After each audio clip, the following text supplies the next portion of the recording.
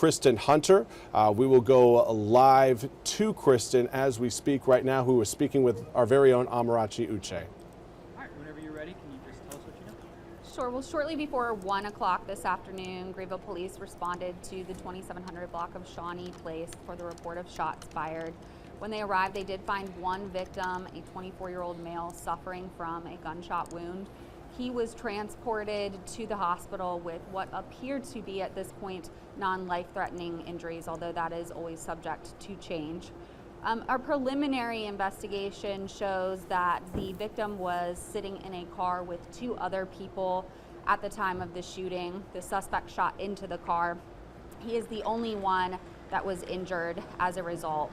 Officers are still out here canvassing the area, looking for anyone that may be responsible, any items or evidence that may be of interest to them, and talking to any potential witnesses and people who may have information. We certainly encourage, if anybody did witness this or have more information about the situation, to give us a call. They can remain anonymous. Any information would be helpful in this case. But we have received several good leads, and detectives are following up on those as we speak. I see a lot of the placards back there where the cars, just to confirm, that is the car that they were sitting in when someone Correct. shot into it, right? Correct, yes. Was it just one-way shooting, or did they shoot back, or was it just that one first suspect shooting into the car that you know of? That we know of, I believe just somebody shooting into the car, although that's obviously part of the ongoing investigation and still what they're trying to piece together today. Yeah, and do you guys believe that the suspect is still in the area? I saw some canines on the other side sniffing beside a house over there. Do you guys at this moment think he's still in the area, or did he drive away? What do we know so far about where he went, or where they went, sorry? At this point, we're still working all of that out. It is customary when we have an incident of this nature to canvass the area with the possibility that the individual or individuals responsible may still be nearby. That's why we have deployed all of the resources that you see out here, to include the canine. Our drones are out here. We have a lot of tools at our disposal to help us in locating the people who are responsible.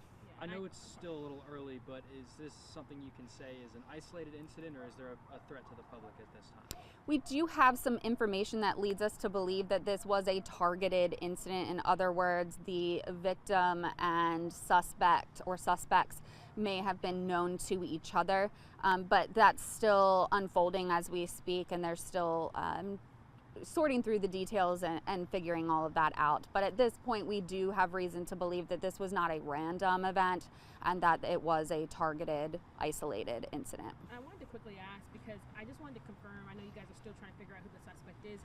You said suspect or suspects. Do we know if it was just one person that acted alone, or if it was multiple people that shot into that car there? That's a great question, and it's still part of our ongoing investigation.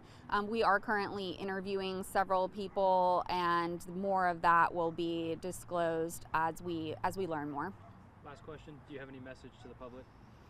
I would just ask again that if anybody has information, this obviously happened in the middle of the day in a residential neighborhood. We know that it's not easy to always talk, but that's information that could help solve this case and bring justice to the victim. You can certainly stay anonymous. We will not talk to you in your home. We can meet you wherever you would like to meet to reveal any information you may have. So I would just caution the public and ask the public, if they have information, to please come forward with that information. I wanted to quickly ask, I know we have a few schools that were on lockdown in the area. Some parents are a little worried, as I know one of the schools gets out at 2:30 usually. I don't know for sure if they're still on lockdown, but what do you have to say for the parents that are a little worried about how close this is to their schools where their children go? Absolutely. Well, we fully understand, and that is our priority. The safety of the children in our community is our #1 priority, which is what prompted the modified lockdown to begin with. This is a decent ways away from the school. The schools were placed on a modified lockdown simply as a precaution, but they are still able to go about their daily activities within the school. We're just limiting outside activities at this time. But again, we have reason to believe that this is an isolated, targeted incident. So while we certainly understand any parents' concerns, we are confident that this is contained to this area and the individuals involved. Sorry, one last question. I know you said there was two other people in the car with the victim who was shot. How are they doing? They weren't shot, right? Are they still are they still talking to you guys, still getting information from you guys, or are they released to you? They will be people of interest that our detectives certainly will be talking to. And when I say people of interest, I don't mean directly involved in this shooting, just that people that would have information that would be beneficial to our case and our investigation.